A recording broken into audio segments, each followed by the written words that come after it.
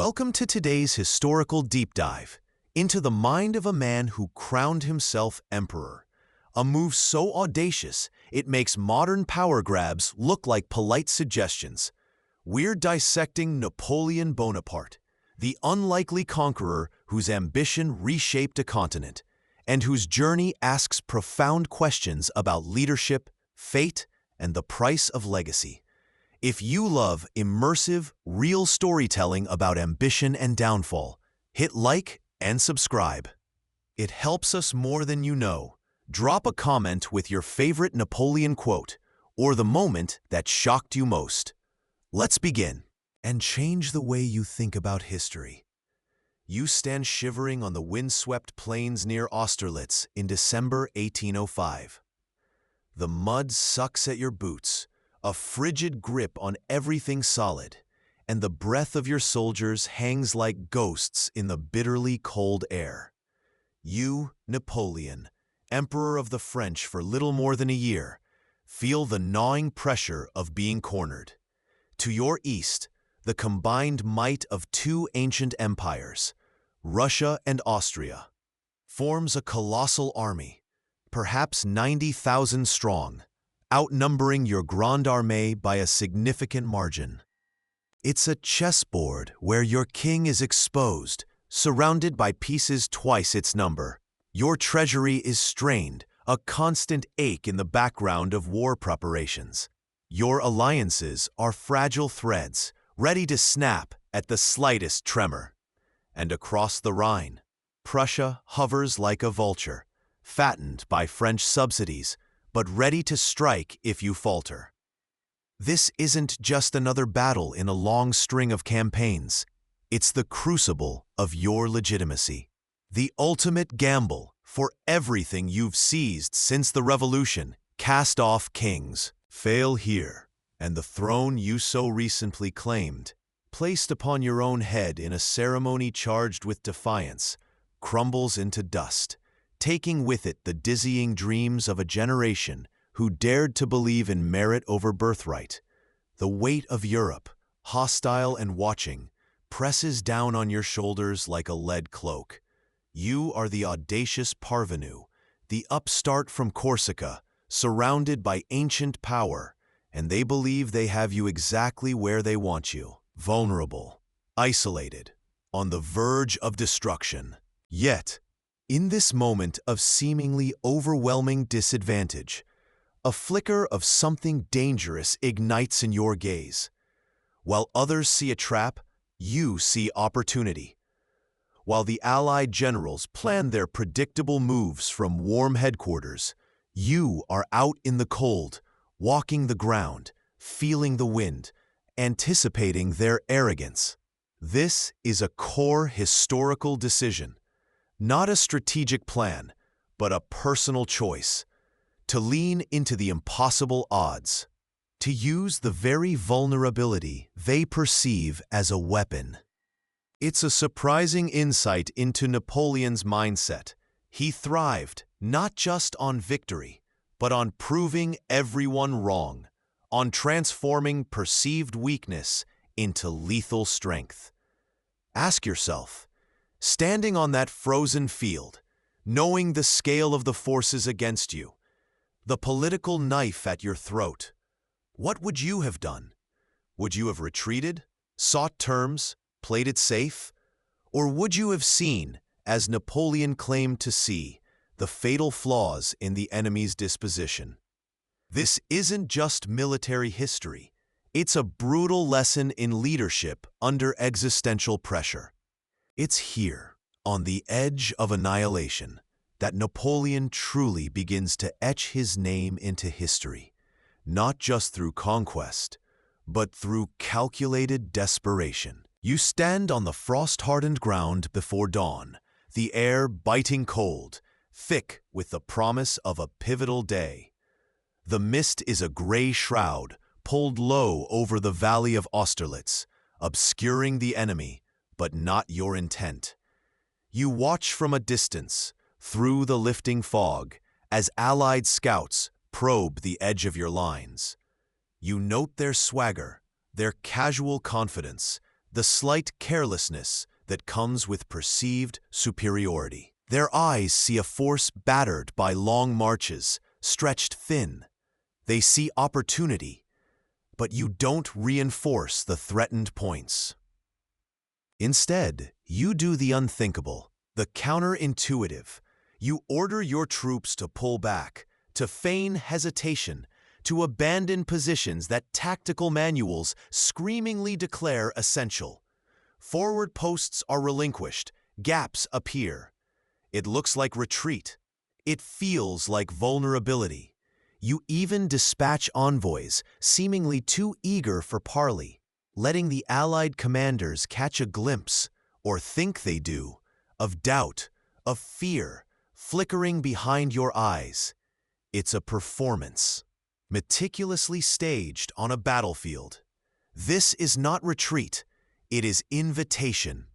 It is a calculated display of weakness, an illusion woven from thin air and strategic patience. You understand, perhaps better than anyone alive, that power isn't solely the weight of cannons or the number of bayonets. It is profoundly, critically, perception. By presenting this image of fragility, you aren't conceding ground. You are preparing a trap. You are luring the enemy into the most dangerous state of mind for a commander: arrogance. They see the gaps and assume panic. They see the withdrawn flanks and smell victory. Their confidence blossoms into hubris, making them predictable, eager to exploit the obvious weakness. They abandon their strong central position, the dominant heights, to pour troops into attacking your seemingly vulnerable wing. It is the chessmaster deliberately sacrificing a pawn to control the center. The principle here is ancient, but you apply it with devastating modernity. Manipulate your opponent's assumptions. Feed them the narrative they want to believe. The unexpected move isn't the charge, it's the step back. The real strength isn't the impenetrable shield, it's the calculated opening that baits the enemy into a fatal lunge. This is the deeper insight. True strength can reside not in the projection of invincibility, but in the strategic display of vulnerability, luring your adversary into the soft, exposed underbelly of their own overconfidence. Overconfidence, you know, is the mother of all mistakes on the battlefield, blinding commanders to genuine threats. The irony is profound. Their perceived advantage is your designed advantage. Their rush to exploit your weakness delivers them directly into the jaws of your prepared strength. In any conflict, from the grand theater of nations to the smallest personal negotiation, knowing your enemy's mind, their biases, their desires, their assumptions, and understanding how to exploit them is often far more potent than sheer brute force. Force breaks, manipulation bends to your will. You stand there, shrouded by mist and the silent unfolding of your strategy, watching the enemy commit their reserves, abandoning the crucial high ground. You know the moment is coming. The sun is beginning to pierce the mist, illuminating the Pratzen Heights, now empty of Allied defenders. You look at Soult, waiting for the order. The illusion is complete. The bait has been taken. Ask yourself, was this icy calculation brilliance, or was it a gamble so audacious it bordered on madness? What if the enemy hadn't been so arrogant? What if they had seen through the performance? But they didn't, because you didn't just see their army, you saw their minds. You projected not strength, but the illusion of weakness, creating a vacuum that their pride rushed to fill. And in doing so, they signed their own defeat warrant on the misty fields below the Pratzen sun.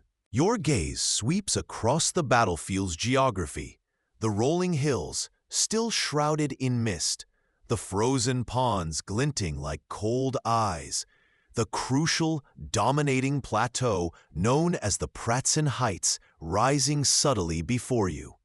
You've walked this ground in the days prior, studied every contour on maps, interrogated locals for nuances only they would know. You understand this gentle rise, barely noticeable from afar, is not just terrain, it is the key. If the Allies hold it in force, they control the battle's visual lines, its strategic momentum, its very heart. Their artillery positioned there can rake your lines. Their infantry holds the commanding ground, but if they abandon it, even partially, if they strip its defenders away, they expose their core. They open a wound right at their center that can be fatal. This ground is the vortex. You don't believe in merely reacting to enemy moves, like a boxer dodging punches. You believe in designing their movements, in creating the conditions that force them onto a path you have already anticipated, a path that leads to your advantage. Your perceived weakness on the right flank, near the frozen lakes and the villages of Telnitz and Sokolnitz, is the bait. You have deliberately thinned your lines there, making them look vulnerable, an irresistible target for an army hungry for a decisive, enveloping victory. You predict their psychology, seeing this apparent softness, blinded by the prospect of wrapping around your flank and cutting you off. They will surely shift their main weight there. They will commit vast columns southwards, attempting to deliver what they believe will be the killing blow on your perceived weak point. And to do that, they must strip troops from their center, from the Pratzen Heights themselves. It is a calculated gamble, a high-stakes chess move where you anticipate not just the next move, but the one after that, based on your opponent's character and desire. This is the principle of war distilled. Identify and control the center of gravity of the conflict. The one thing that, if seized or neutralized, makes everything else crumble. For the Allies, it is the integrity of their central position on the heights. For you, it is the capacity to strike there when they have emptied it. Strategic genius, you realize, lies not just in reacting to enemy maneuvers once they are underway, but in predicting them with unnerving accuracy and, more profoundly, creating the very conditions that compel them into disadvantageous positions. Here lies a deeper insight often missed. Napoleon didn't just guess. He engineered the battlefield to exploit the known tendencies of his adversaries.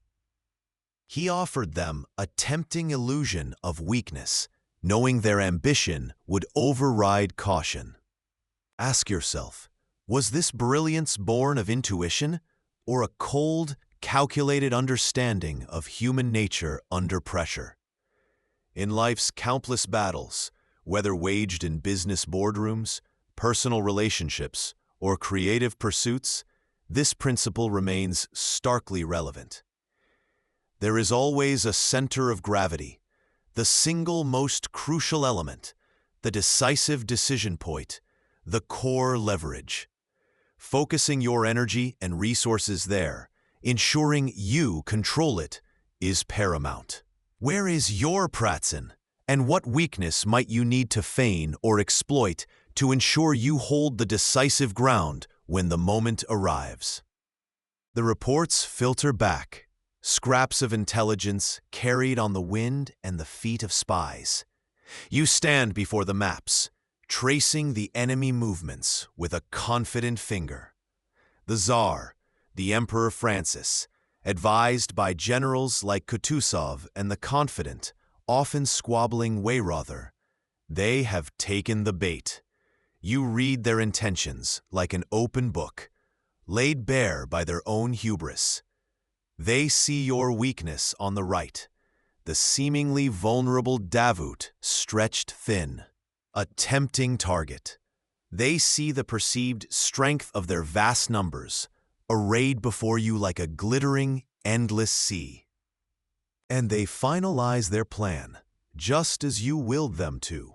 A massive, sweeping flanking maneuver. Their objective is simple, brutal, and, in their minds, inevitable. Roll up your right wing, crush your army against the frozen hills to your north. A hammer and anvil they believe is unbreakable. Utterly convinced of your impending defeat, of the simplicity of their victory, that they talk openly of terms of surrender, of post-victory parades through Vienna. It's a dangerous intoxication, this belief in overwhelming superiority, this underestimation of an enemy you yourself have carefully cultivated. They see the trap you've laid, but in their arrogance, they believe it's a gift, an easy path to glory. Watch now as their vast columns begin shifting, lumbering into position for the grand sweep. Observe as troop by troop, regiment by regiment, they drain strength from the very ground you covet most. They withdraw troops from the Pratzen Heights, the dominant plateau at the center of the battlefield, the tactical key to everything, just as you predicted. Their arrogance, fueled by numbers and your meticulous deception, blinds them utterly. It is the core principle in action. Exploit the enemy's hubris. Overconfidence is a potent poison, especially when combined with a belief in overwhelming superiority. A skilled strategist doesn't just fight the enemy's army, they fight the enemy's ego. They offer a poisoned apple and watch the enemy bite down hard. Here is the surprising detail. Kutuzov, the old fox, had warned against abandoning the heights. He saw the risk, felt the potential vulnerability, but his counsel was drowned out by the younger, more confident voices, by the sheer certainty of the emperors themselves. They chose belief over caution, ego over experience, and in doing so, they created the void, the irresistible vacuum at the heart of the battlefield that you have been waiting for. The stage is set, not just by troop movements, but by the fatal flaw in the enemy's own soul. Ask yourself, how often does pride blind us to reality? Success can breed arrogance, making us vulnerable to those who see our blind spots. Are you listening to counsel, or is your ego telling you you're invincible? You watch the heights empty, and a cold, calculated certainty settles in your gut. The moment is coming. The biting cold bites deep into the plains before Austerlitz. Darkness, thick and absolute, presses down on the vast, sleeping host. Tents huddle together like huddled sheep against the vast emptiness. This is the eve of the sun of Austerlitz, though the sun is yet a distant, fragile hope. You, Napoleon, wrapped in your familiar gray coat, ride slowly through the hushed encampment. Your horse's hooves are muffled on the frozen ground. The air is sharp with the scent of wood smoke and the quiet breathing of tens of thousands. Most sleep, dreaming perhaps of home, or glory, or simply warmth. But some stir. A guard by a dying fire lifts his head. A soldier emerges from a tent flap to relieve himself. They see you. Recognition flickers across their faces. It's the emperor. Not the distant figure on a parade ground, but here, amongst them, in the dead of night, sharing the cold and the silence. A ripple begins.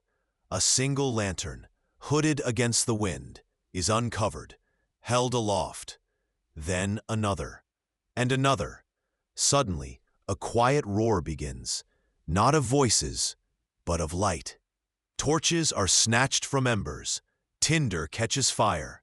hidden lanterns are revealed. It is spontaneous, breathtaking, and deeply disobedient to the strict order for darkness before battle.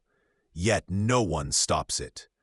Across the vast, undulating plain, a sea of flickering points of light erupts, stretching as far as the eye can see. It is an impromptu, heartfelt tribute, a defiance of the oppressive dark, not with cheers, but with light. This is not the adoration of a crowd in Paris. This is the raw, unvarnished faith of men who will offer their lives for you tomorrow. You ride through this luminous ocean, the light warming your face, not from heat, but from the sheer force of their belief. A silent promise hangs in the biting air. We are with you. Lead us. It is a bond forged in shared hardship and a desperate mutual hope. It is a surprising detail often lost in the grand narratives of strategy and conquest, the intensely personal connection Napoleon cultivated with his grognards, his grumblers, who nonetheless adored him. This wasn't manufactured loyalty. It was earned in countless marches and shared dangers. You feel their trust like a physical weight, their hopes an immense, silent burden settled upon your shoulders. They aren't just pieces on a chessboard. They are living souls, placing their destinies in your hands. Leadership, you understand in this profound moment, isn't merely the strategic brilliance or the issuance of precise orders from a map tent. It is the forging of this unseen bond, the inspiration of a loyalty that defies regulation, the art of making each soldier, even in this anonymous mass, feel seen and valued. This spontaneous act of lighting the night speaks volumes about the morale you've built, the faith they hold. It is a silent, blazing testament to shared purpose against the encroaching darkness, both the physical night and the looming threat of defeat. Ask yourself, staring out at this impossible constellation of light, do those you lead feel a connection this profound? Do they believe in the cause with this kind of quiet, burning passion? Or are they simply following instructions? The greatest endeavors, the ones that defy logic and turn the tide of history, are built on this foundation of shared faith, not just mere obligation. This is the light that will guide you into the dawn. The candles gutter, casting long, dancing shadows across the campaign maps spread before you. The air is thick with the scent of ink and anticipation. It is the night before Austerlitz, the night where fate will be decided not just by steel and powder, but by geometry and will. Sleep is a luxury you cannot afford. Sleep belongs to lesser men, to those who will merely execute orders, not forge the destiny that hangs in the cold air outside. All night, you pore over reports. Every position is marked, every potential enemy movement calculated.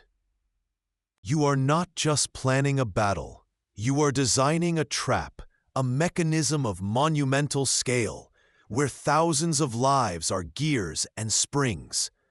You see the enemy, the combined might of empires, moving precisely as you hoped.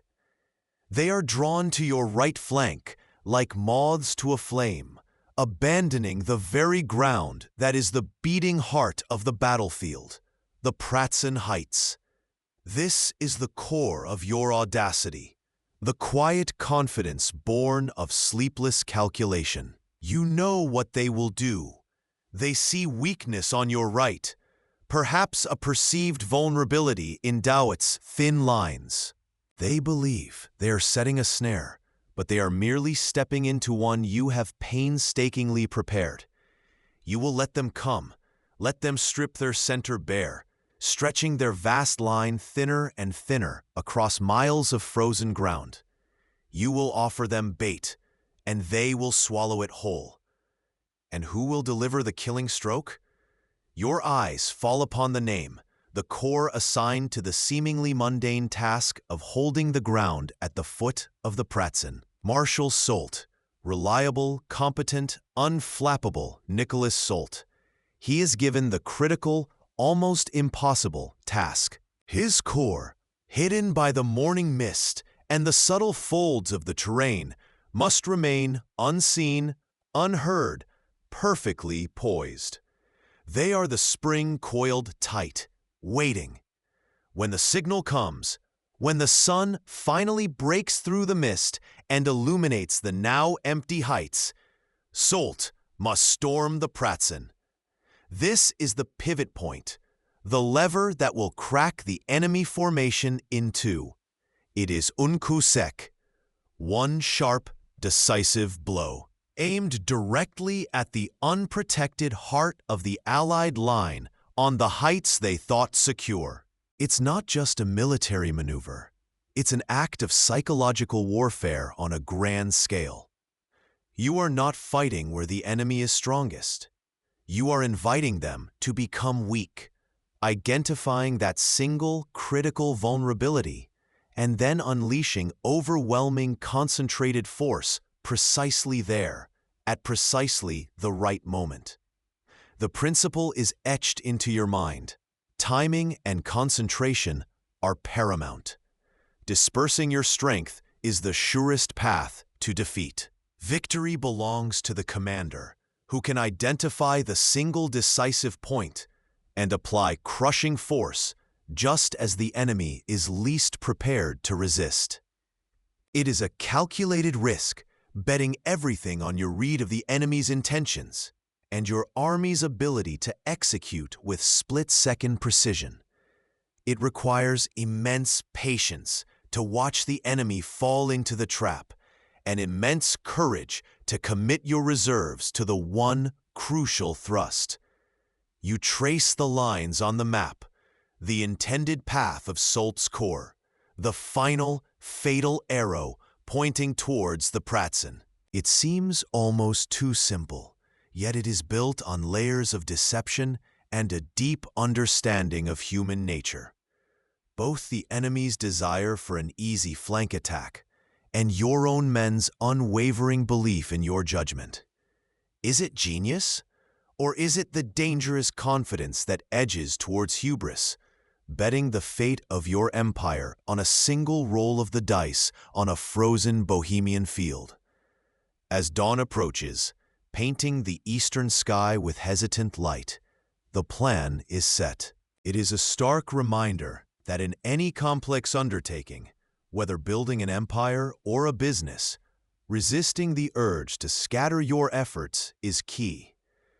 Are you diffusing your energy across countless small battles, or are you focusing it like a laser on the single most important action or decision, preparing to strike with full force when the moment is ripe? The Pratzen waits.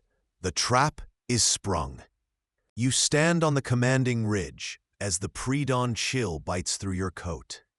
The air is thick, not with gunpowder smoke yet, but with a dense, swirling fog. It clings to the ground like a shroud, particularly down in the lowlands, where your grand army is positioned, massing for the assault. This is not the clear morning you might have envisioned, the one where you survey the landscape with perfect clarity. But you know how to use what nature gives you. This fog, this unpredictable blanket, is your ally. It provides the perfect screen. Down below, concealed by the impenetrable mist, your infantry and cavalry shift into position. The crucial feint to the south is underway, drawing the main Allied forces away from the key strategic high ground, the Pratzen Heights. The enemy, perhaps blinded by the fog as much as by their own overconfidence, falls for it. They commit their columns southward, believing your center is weak, unaware of the coiled spring of troops hidden just out of sight, waiting for the signal. As the morning wears on, a subtle change begins. The fog, which has been your shield, starts to thin. Patches of blue appear overhead, then shafts of light. And then, with dramatic suddenness, it happens. Piercing through the dissipating mist, the sun breaks through. Not just light, but a brilliant golden orb, illuminating the battlefield spread out beneath you. This is it. This is the sun of Austerlitz, the moment that will become legend. It's theatrical, breathtaking, a sign from the heavens, or merely opportune meteorology. But it's the visibility you needed. The enemy is committed south. The Pratzen is less defended than it should be, and your troops, previously hidden, are now bathed in light, ready to strike. Was it luck? Of course there was luck. But as you knew, and as history teaches, luck favors the prepared mind. You hadn't caused the fog, nor commanded the sun. But your entire plan was designed to capitalize on conditions, whatever they might be. Had it stayed foggy, your tactics would have adapted. Had it been clear from the start, the initial feint might have been harder to mask. But you were ready for variability. The meticulous planning, the precise positioning of troops under cover. This allowed you to exploit the natural phenomenon when it arrived. It wasn't just a lucky break. It was a lucky break you were strategically poised to exploit. Ask yourself, in your own life, when has unforeseen circumstances disrupted your script? Did you freeze, or did you adapt?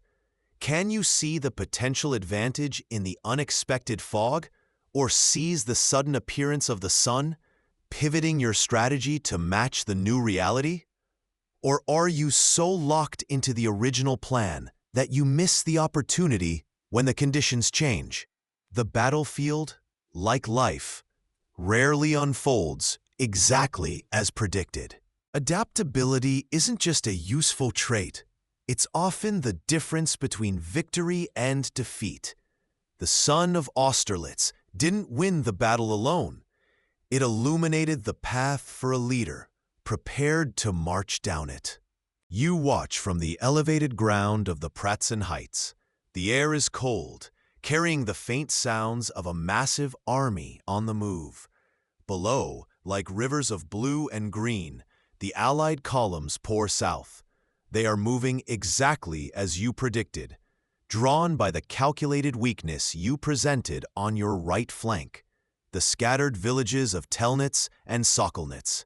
It is a sight both terrifying and beautiful, the enemy committing fully to the trap you have meticulously laid. Hours pass. The sun climbs slowly, but the fog is stubborn in the valleys, obscuring some details, enhancing others.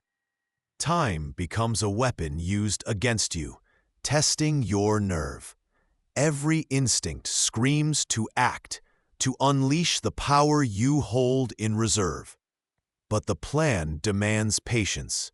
The trap isn't sprung until the prey is deep inside, unable to turn back.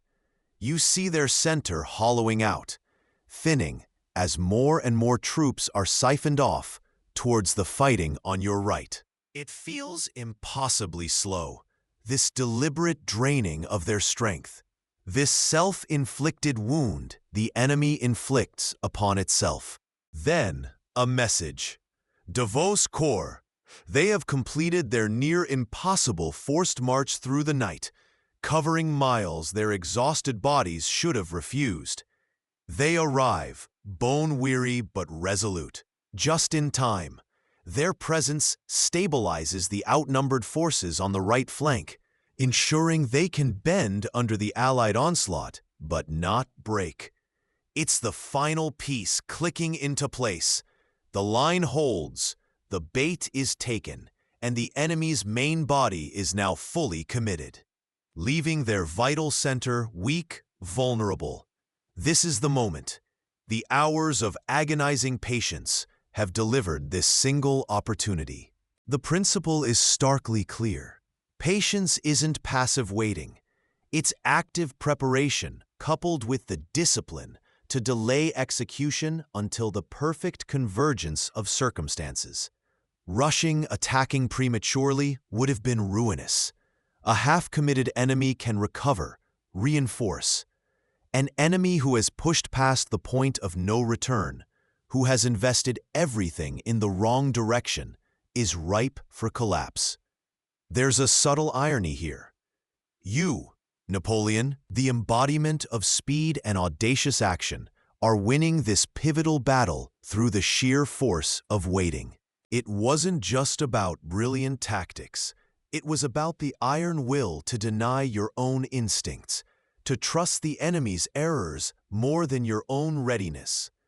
The Allies, blinded by their belief they were pushing back a weakened foe, walked willingly into the snare. Ask yourself, in your own life, in the pursuit of your goals, are you impulsive or patient? Do you strike as soon as you feel ready?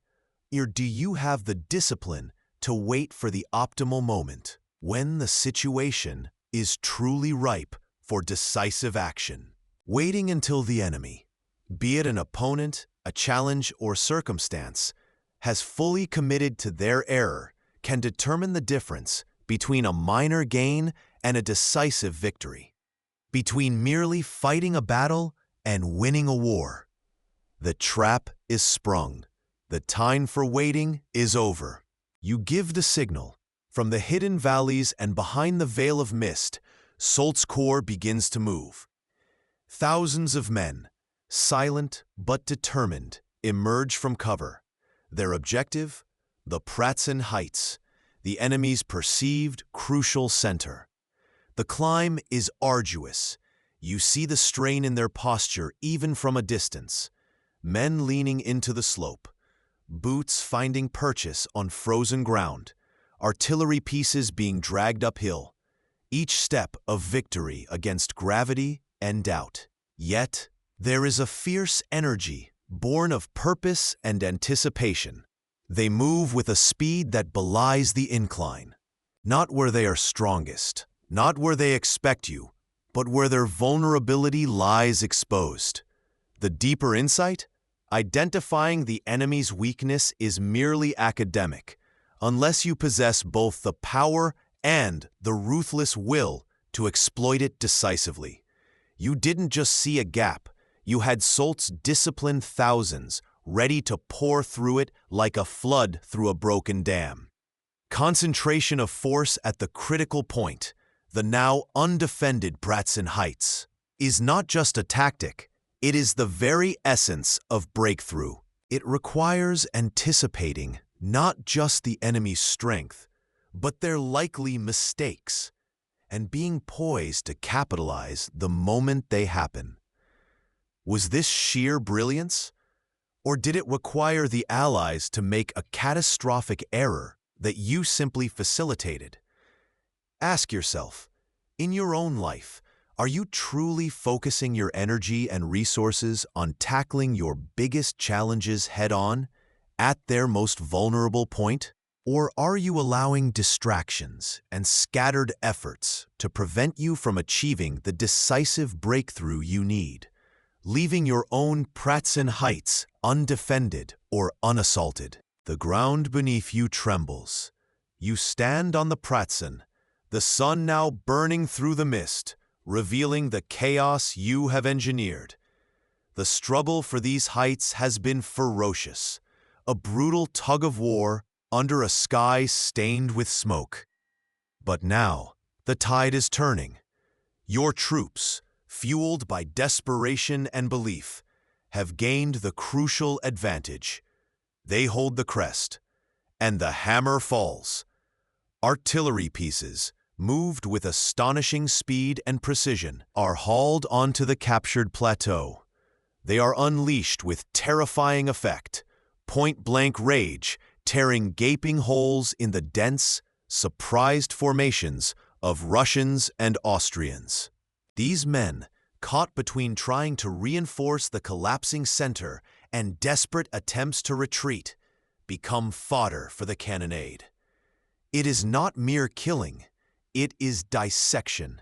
With every thunderous roar, the Allied center is not just pushed back, it is shattered. A fracture runs through the heart of their army, irreversible and fatal. They are now two disconnected halves, strategically inert. To the south, the large corps sent to attack your fortified right flank are effectively cut off. Trapped between your immovable lines and the treacherous, partially frozen lakes, their planned offensive becomes a death trap. To the north, the remaining Allied corps, seeing the complete collapse of their core, reel, their cohesion dissolving in panic and confusion. This single decisive action on the Pratzen has not merely won the day, it has paralyzed the enemy's capacity to fight as a unified force. This is the principle in action. Shatter the enemy's command and control, and you paralyze their ability to resist. Napoleon understood this viscerally. He saw a battle not just as a clash of bodies, but as a complex system with a vital core, its command, its communications, its strategic unity. By striking at this center, the Pratzen Heights, the key to linking the Allied wings, he wasn't just winning ground, he was destroying the enemy's nervous system. They were no longer an army, but two broken pieces, flailing blindly. There is a stark, almost brutal efficiency in this. While others fought the periphery, chipping away at the edges, you went for the jugular. It's a cold calculation, but one rooted in a profound understanding of how complex systems, whether armies or empires, function and fail. Consider this. In the challenges you face, personally or professionally, where is the true center? Is it the symptom you are fighting, or the root cause? Are you chipping away at the edges of a problem, or aiming to dismantle its core structure? Napoleon's victory here offers a hard, strategic lesson. Focusing your efforts, even risking everything, on that critical point of failure can often lead to a quicker, more decisive resolution than a prolonged peripheral struggle. What would it mean to find the Pratzen in your own life? And do you have the courage to strike at its heart? The Pratzen Heights are secured. The enemy center is shattered, their northern wing reeling. But the southern wing, the largest part of the Allied force under Buxhowden, is cut off, isolated by your magnificent maneuver. They are trapped against the Goldbach stream. Their only hope now, desperate scramble, south and east, across the frozen surfaces of the Sachin and Menitz lakes. You watch from your vantage point, perhaps the Pratzen itself, or higher ground, seeing the dots of men and horses, artillery pieces, swarming onto the ice, a frantic, disordered retreat. They believe the ice offers sanctuary, a natural barrier you cannot easily breach. This is where the legend and the horror truly solidify. You order the artillery. The guns are swung around, their muzzles pointed not at infantry lines or cavalry squares, but at the seemingly solid, frozen expanse below. The ground shudders as they fire. Shells scream through the air, impacting the ice with explosive force. It cracks. Fissures, spiderwebbing outwards. The sounds of panicked shouts, cracking ice, and the booming cannons merge into a symphony of chaos. Men, horses, heavy cannons suddenly disappear beneath the surface, plunging into the frigid black water. The lake, once a path to safety, becomes a watery grave. The historical accounts of this moment are notoriously varied, almost intentionally blurred by the sheer scale of the day. Some reports, eager to magnify the victory, speak of thousands drowning. the ice breaking under a vast, packed multitude, swallowed by the icy depths. Other, more sober analyses suggest the ice held in most places, or that fewer troops were actually on it when the firing began, limiting the casualties to perhaps only a few hundred, maybe even dozens. The truth likely lies somewhere in between, a grim toll, but perhaps not the wholesale annihilation of myth. Yet the sheer image persists, the frozen trap, the unforgiving artillery, the descent into the freezing lake. It is a potent, terrifying tableau, a chilling testament to the brutal reality of war and your willingness to exploit every vulnerability. This wasn't just about killing fleeing soldiers. This was about destruction so complete it broke the enemy's spirit, ensuring those who escaped carried the vivid, bone-chilling memory of the frozen trap. It was a statement. There is nowhere safe from the reach of the Grande Armée, no natural barrier strong enough to protect you. Your principle here is stark, almost terrifying in its purity. When the enemy is wounded, you do not simply let them limp away. Consider the tactical insight. It wasn't enough to win the battle. You had to win the rout. You had to ensure the defeated army couldn't simply fall back, regroup, and fight another day. By making the retreat itself a perilous ordeal, you fragmented their units, destroyed vital equipment, those sunk cannons weren't coming back, and instilled a deep-seated terror that would make future resistance all the harder. This level of ruthless pursuit, this closing off of all escape routes, even those offered by nature, is a hallmark of your operational art. It's the difference between a temporary victory and a decisive, potentially campaign-ending blow. Ask yourself, when faced with a difficult situation, a competitor on the ropes, or a problem nearing resolution, do you press your advantage to its absolute conclusion? Or do you allow a moment of respite, perhaps out of perceived mercy or a lack of resources for relentless pursuit? Was firing on the ice a necessary act of strategic finality or an act of excessive cruelty?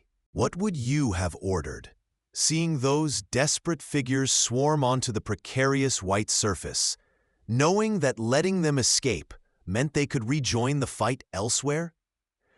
This moment at Austerlitz, often overshadowed by the glorious maneuver on the Pratzen, reveals a deeper, darker truth about the cost of total victory and the chilling calculation required to achieve it. It is a brutal, desperate end for those caught in the trap, a final, frigid punctuation mark on the day's carnage. The air cools as dusk descends over the battlefield, thick with the scent of gunpowder, damp earth, and the coppery tang of blood. You ride slowly across the devastated landscape, the ground still trembling from the cannonade. Austerlitz, the son of Austerlitz, they will call it. But now, only the setting sun casts long shadows over the carnage. The sheer scale of it is breathtaking, a physical manifestation of absolute victory. Thousands upon thousands of prisoners huddle disconsolately, their standards, symbols of empires, now heaped like discarded rags. Cannons lie overturned, silent now after screaming death all day. Your soldiers line the path, ragged, exhausted, many wounded, but their faces alight with adoration. Vive l'Empereur, they roar, the sound a ragged wave crashing over you. Their loyalty, their sacrifice, their faith in you, it is almost overwhelming. You lift a hand in acknowledgement, a small gesture that ignites fresh cheers. They followed your plan. They endured. They conquered. This victory is as much theirs as yours, yet it is undeniably yours. Your vision, executed flawlessly by their courage and your command. But among the living, you see the dead. Friend and foe lie side by side, the grim equality of the grave. The cost is undeniable, a heavy toll paid in flesh and blood for the glory achieved. Yet, even in the face of this, a different feeling surges: validation. A powerful, almost intoxicating belief in your own destiny. The audacious, risky maneuver, the feigned weakness, the perfectly timed counter-blow against the Allied center. It worked. It worked exactly as you envisioned. Your understanding of the enemy, the psychology of commanders, the capabilities of your men, the terrain, the timing, all proved correct. This moment is more than a military triumph. It is a profound confirmation of identity. It solidifies reputation, yes, etching your name into the annals of history with a brilliance that dwarfs even the legends of antiquity. But deeper still, it proves to you that your methods, your instincts, your sheer will to impose order on chaos are not just effective, they are supreme. This isn't luck. This is you. This principle is clear. Victory validates strategy and fuels belief. It proves that your approach yields results, reinforcing your methods and bolstering your confidence to stratospheric levels. And here lies the subtle, insidious danger. This success, this undeniable proof of your genius, can breed an unshakable belief in your own infallibility. It can make you less introspective, less analytical about why it worked, focusing only on the outcome, not the razor's edge you walked to get there. The temptation is to believe that because this plan worked, all your future plans, born of the same mind, will also work. It solidifies the methods, yes, but it can also create a dangerous reluctance to question those methods in the future, to adapt when circumstances change. Consider this paradox. The peak of your strategic brilliance at Austerlitz also plants the first seeds of a rigidity that will eventually contribute to future setbacks. The success here is so absolute, so total, that it becomes the benchmark, the expectation. And expecting such perfect convergence of factors every time is, ironically, a form of blindness born of perfect vision. Ask yourself, in moments of overwhelming success, when everything goes exactly as you hoped and planned, how do you react? Does it drive you to dissect the victory even further, searching for the hidden variables and risks? Or does it simply confirm that you are right and therefore unstoppable? The latter, the breeding of an unshakable belief in one's own infallibility, is often the first silent step towards future failure, hidden within the deafening roar of triumph. As you survey this field, the emperor of all you see, you are at the zenith. The view from the top is exhilarating, but it can also hide the steep drop on the other side. 2 days have passed since the storm of Austerlitz broke the Third Coalition. The air is still cold, but the battlefield silence is deafening, heavy with the weight of altered destinies. You stand in a simple bivouac, not a palace, a stark contrast to the gravity of the moment. And then he arrives, Francis I, Emperor of Austria, sovereign of the vast and ancient Holy Roman Empire, ruler of lands stretching back through centuries of Habsburg dominion. He has come to meet you, the victor, The historical irony is thicker than any battlefield mist. The heir to millennia of imperial lineage, forced to seek terms from the son of a minor Corsican noble in a muddy camp. This is the quiet aftermath of the tempest, where the true reshaping begins. You greet him not with arrogance, but with a calculated mix of respect for his ancient rank and the undeniable, unyielding authority of the conqueror. There is no need for bluster. Your terms are written in the blood and snow of Pratzen Heights. The principle is laid bare. Stark and irrefutable, victory dictates terms. It is a cold, hard truth forged in the crucible of conflict. You hold the whip hand because your legions were victorious where theirs were shattered. This meeting isn't just a negotiation. It is the formal, public sealing of a monumental shift in power. The Third Coalition is dead. Austria is humbled, forced to cede territory, acknowledge your dominance, and accept your rearrangement of the German states. The map of Europe, for generations defined by Habsburg influence, is redrawn under the quill of the upstart emperor.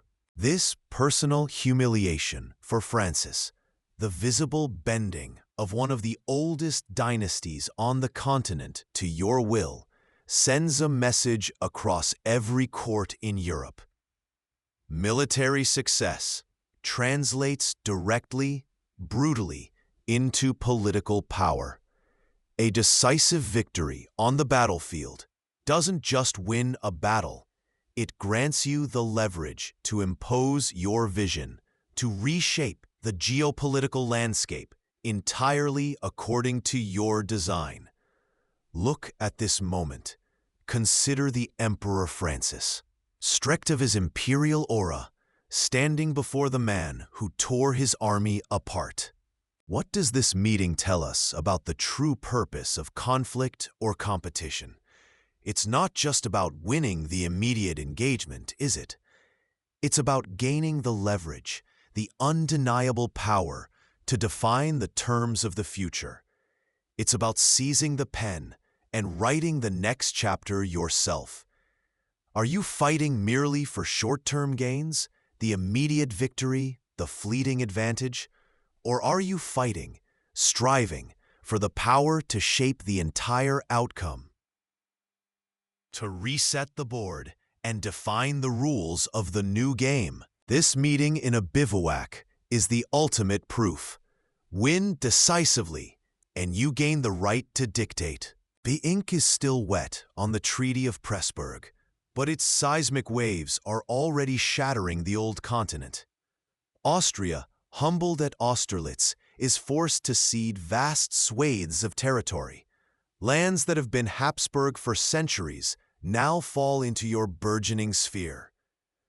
But the real earthquake is the dissolution of the Holy Roman Empire, a political entity that has existed, in some form, for over 1,000 years, simply vanishes from the map under your decree. It's a historical epoch ending, not with a whimper, but with the stroke of your pen. In its place, you carve out new kingdoms, duchies, and confederations.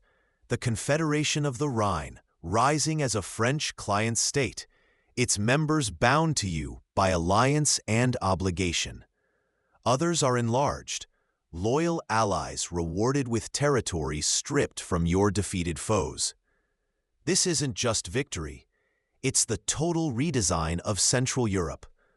Austerlitz wasn't merely a battle, it was the leverage that allowed you to dismantle and rebuild entire political landscapes overnight. Kings and emperors who once viewed you with suspicion, perhaps even contempt as the Corsican usurper, now queued to treat with you. Their deference is palpable, a mixture of fear at your power and awe at your seemingly effortless triumph.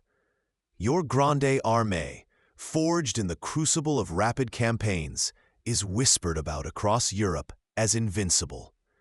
The myth of your military genius is cemented in blood and treaty. This moment, this period immediately following Austerlitz and the Treaty of Pressburg, is the true foundation for the zenith of your empire. It grants you the strategic depth, the compliant allies, and the psychological dominance over rivals needed to project power like no ruler before you. You hold the strings of a continental puppet show, and the old order is your stage. Yet beneath the surface of this absolute dominance lies a fragile balance. The speed and totality of this reshaping also sows seeds of resentment and future resistance. The principle rings clear.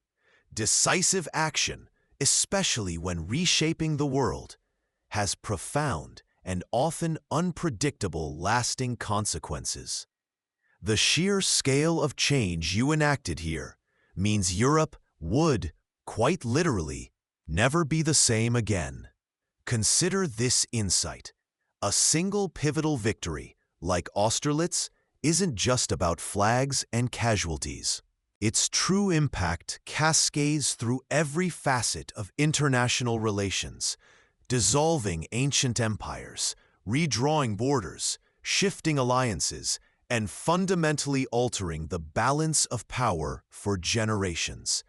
Your triumph wasn't just on the field, it was in leveraging that victory into absolute political capitulation. Ask yourself, are you considering the full, long-term ripple effects of your most significant decisions?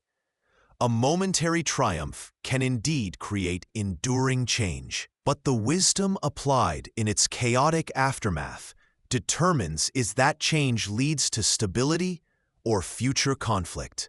The cannons of Austerlitz fall silent, but the echo in your mind is deafening. You stand victorious, not just over empires, but over the very concept of the impossible.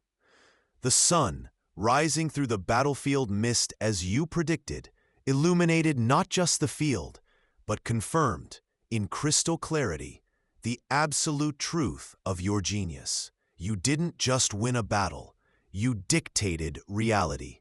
You drew the enemy into a trap they walked into willingly, convinced by your feigned weakness. You didn't just defeat armies, you manipulated the political landscape with maneuvers as precise as your troop movements. This triumph, this near-mythical victory, sears a belief deep within your core. You are not merely brilliant, you are touched by destiny, perhaps even infallible. Why, after orchestrating such a masterwork, should you ever doubt?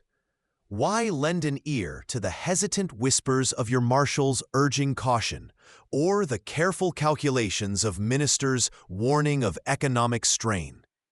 Your bold, audacious strokes, the ones that seemed reckless to lesser minds, deliver not just victory, but spectacular, unprecedented success. Austerlitz wasn't just a battle won, it was the world bowing to your strategic will. Every gamble paid off, every risk evaporated before your gaze. This period marks a subtle, yet profound shift. The principle hardens into conviction. Past monumental success isn't just a guide, it's a guarantee.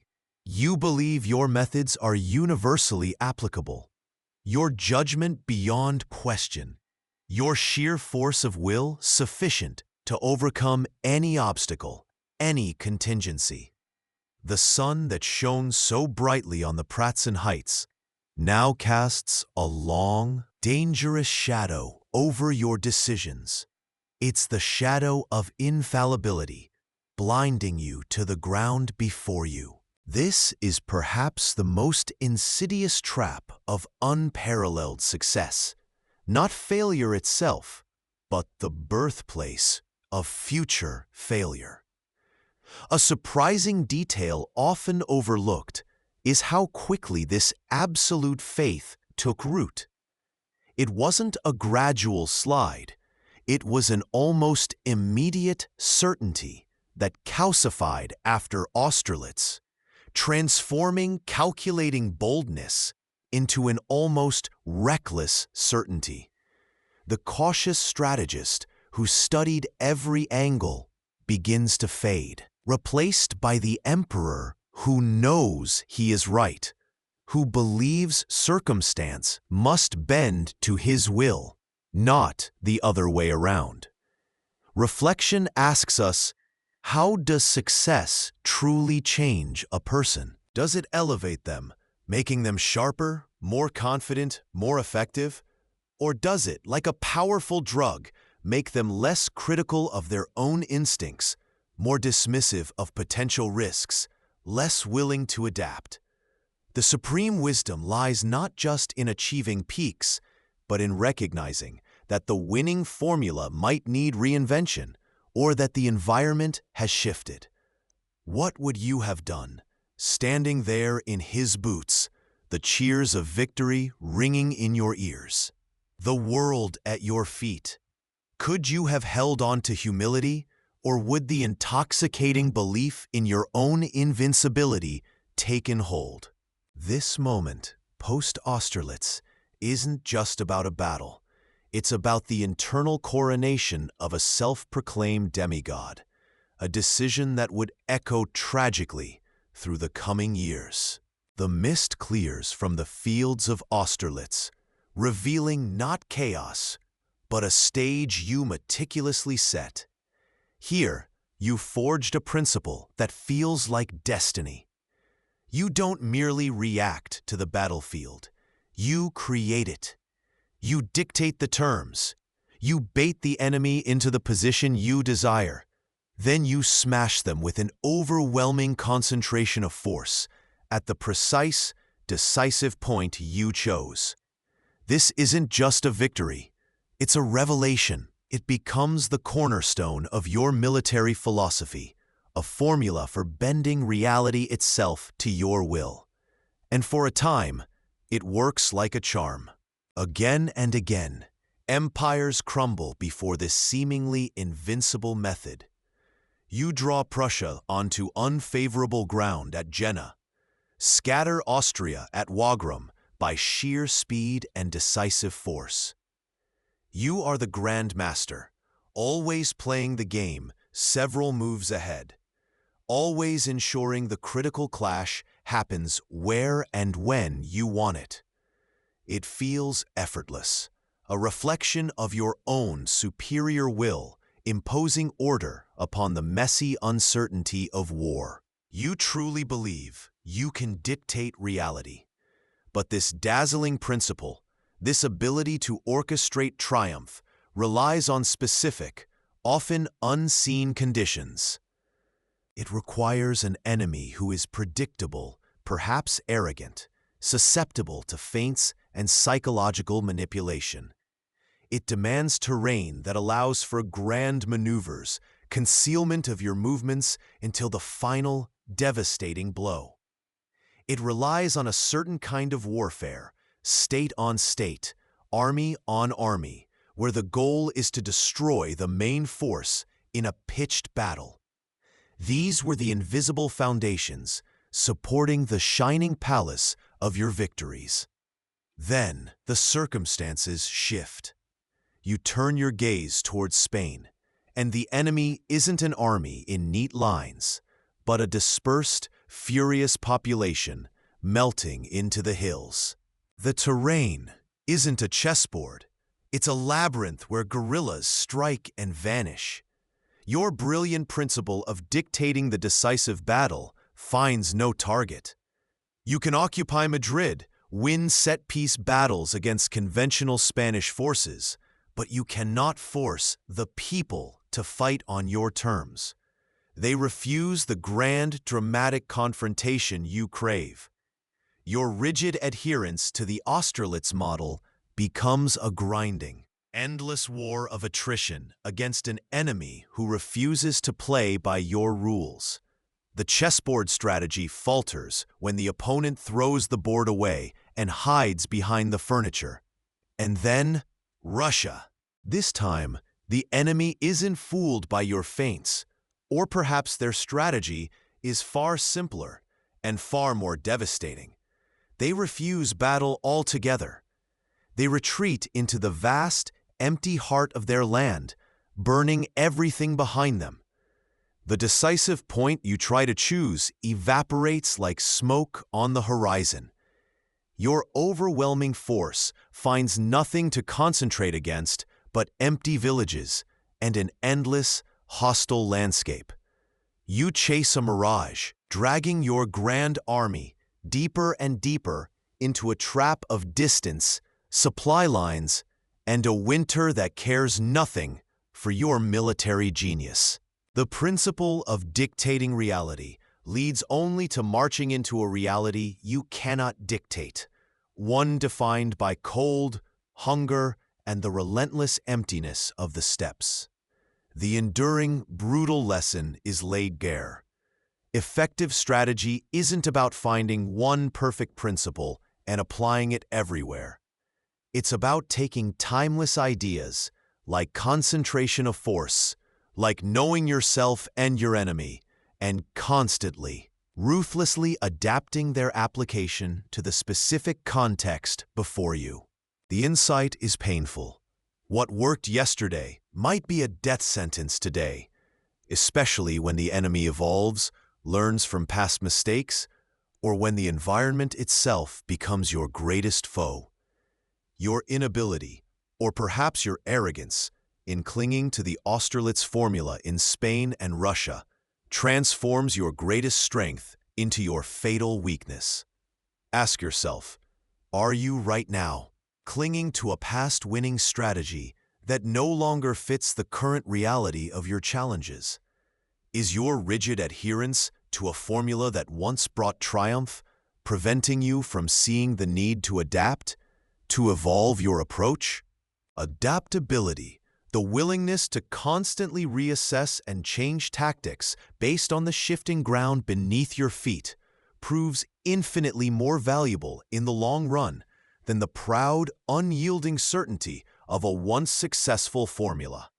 The man who dictated reality ultimately failed when reality refused to be dictated. You stand on the metaphorical Pratzen heights of your life, looking back at the glow of that sun of Austerlitz. The mist has lifted, the battlefield is clear, and the victory is absolute, blindingly so. This is the apex, the moment you didn't just win a battle, you sculpted reality itself with your will. You outthought, outmaneuvered, and utterly destroyed the combined might of two empires. It's a military masterpiece, a legend forged in ice and blood. But look closer from this height. That blinding light casts a long shadow, a shadow that extends years into the future, towards Moscow, Leipzig, Waterloo. This victory, so total, so intoxicating, isn't just the pinnacle. It's the subtle inflection point where the path forks towards inevitable decline. Austerlitz whispers a dangerous lie. You cannot lose. The counsel that once tempered your ambition, the strategic patience that guided your ascent, they begin to sound like fearful whispers from a world you've already conquered. Your imagination, once a powerful tool for innovation and strategy, starts to rule unchecked by prudence or the harsh realities of logistics and human endurance. It's easy to dismiss warnings when you've just performed the impossible. It's easy to believe you can bend geography, weather, and the will of nations when you've just shattered armies that outnumbered yours. The humility that perhaps existed in the lean years, the sharp edge of the ambitious outsider, dulls into the soft conviction of the untouchable emperor. Imagine a modern leader having achieved a similarly spectacular, career-defining triumph, perhaps an unprecedented economic boom, a diplomatic coup that rewrites global alliances, or a technological leap that secures unquestioned dominance. They stand on their Pratzen heights, bathed in the sun of their success. They are hailed as infallible, their methods unquestionable. What happens next? Does history echo? Do they too begin to dismiss dissent as ignorance, caution as cowardice? Do they push boundaries too far, convinced their golden touch negates risk?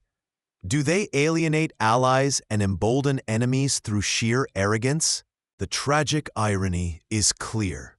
The very traits that brought them to the pinnacle, boldness, vision, decisiveness, become distorted by success into hubris, delusion, and reckless impulsiveness. Austerlitz isn't just a lesson in tactical brilliance. It's a profound, heartbreaking cautionary tale about the corrupting influence of absolute success. It shows us that conquering empires might be less challenging than conquering the swelling tide of one's own ego. You built an empire on the force of your will, but perhaps the hardest battle was the one you stopped fighting after Austerlitz, the battle against the belief in your own infallibility. Greatness without self-awareness is a foundation built on sand, destined for collapse. Your own words ring with unintended prophecy now. Imagination rules the world. At Austerlitz, you ruled the imagination of Europe, bending it to your will. But in the end, your own imagination, unchecked, ungrounded, ruled, and ultimately ruined you. As we step back from the blinding glare of that victory, the air cools. The lesson from the Pratzen Heights isn't about the maps or the troop movements. It's about the human heart swollen by triumph. It reminds us that history, studied honestly, isn't just a record of events, but a profound commentary on human nature. It shows us the dangerous precipice that lies beyond the peak of achievement. Power reveals, and absolute power, combined with absolute success, risks revealing the worst in us, convincing us we are above the rules that govern mere mortals. The wisdom we gain is this: the greatest victories often sow the seeds of the greatest defeats, not because the world rises against you, but because you stop guarding against the enemy within. In the end, it wasn't the battlefield that defeated him. It was believing he couldn't lose.